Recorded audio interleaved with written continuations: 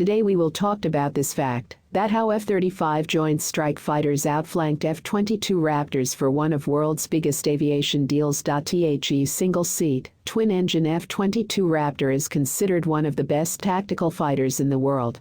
However, a lesser-known fact about this jet is that the U.S. was in the process of making a naval variant of the same.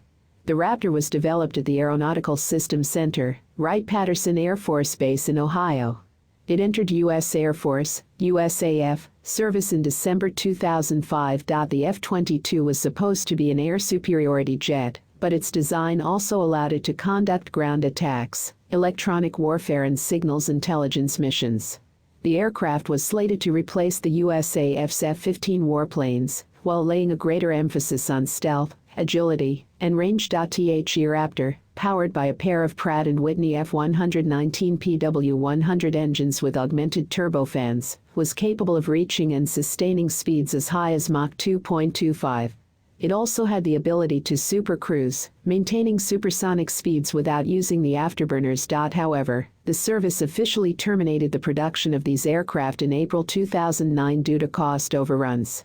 Former U.S. Defense Secretary Robert Gates had announced that the Pentagon would end the Lockheed-run F-22 Raptor program and would instead focus on increasing the production of the F-35 Joint Strike Fighters. The Air Force received the last F-22 in 2012. As of May 2020, the USAF had 185 of the total 195 Raptors delivered to them. NOW question is why a naval variant of Raptor was planned. The F-22 proved to be so capable that Congress pressed the U.S. Navy to consider adopting a sweep-wing version of this new warplane as a potentially cheaper alternative to developing their own replacement carrier-based fighter under the NATF, Naval Advanced Tactical Fighter, program, which began in 1988. In return for this, the USAF agreed to consider a modified version of the carrier-based stealth bomber being developed by the Navy under its Advanced Tactical Aircraft (ATA) program as a replacement for their aging F-111 fighter jets. The agreement would, theoretically, be beneficial and cost-effective, as it would allow the Air Force to leverage NAV's research and development for their new bomber, while the Navy leveraged the Air Forces for their new fighter. But there was some other problems to overcome in this case. Cost and other factors. In late 1988,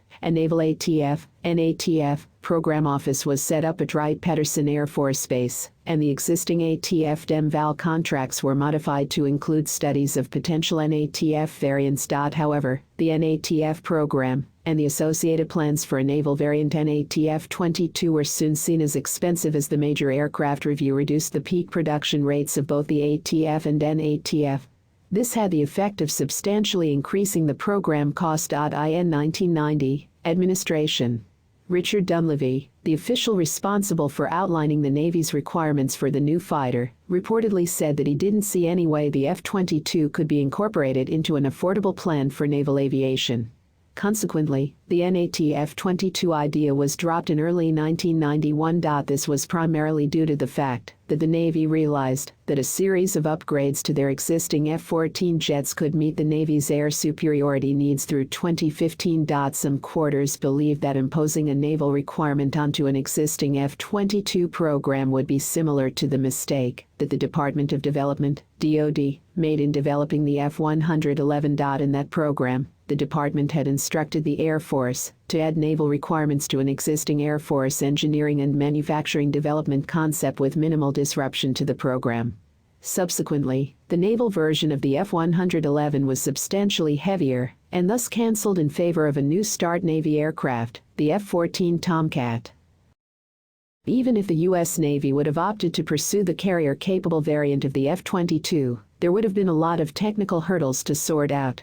Aircraft designed for carrier operations need to have the capability to manage a very different set of takeoff and landing challenges than land-based aircraft. The fuselage needed to be more physically robust, with reinforced nose gear and a strengthened fuselage, to be able to withstand the forces applied to it during catapult launches and short-distance landings that are supported by a tailhook present at the back of the aircraft. The landing gear was to be designed for a 24 feet per second sink rate. The NATF-22 would also have to leverage the same sort of variable sweep wing approach that is seen on the F-14. The purpose of this would be to provide the aircraft with the ability to fly slowly enough to safely land aboard a carrier. That concept, a variable sweep wing design itself, raised a lot of issues that the engineers would need to solve. The Navy was already handling the high cost of maintaining the sweep wing equipment on the F-14 Tomcat. A new sweep wing design would probably not help reduce the high operational costs associated with the Tomcat. Even with fixed wings, the F-22 remains one of the most expensive fighter platforms to operate. In terms of capability too, the Navy's existing Tomcats turned out to be faster than the fast and maneuverable F-22. Moreover, these planes, in spite of their high maintenance costs, were still much cheaper than building a new stealth fighter for the Navy's carriers. We hoped you enjoyed our video.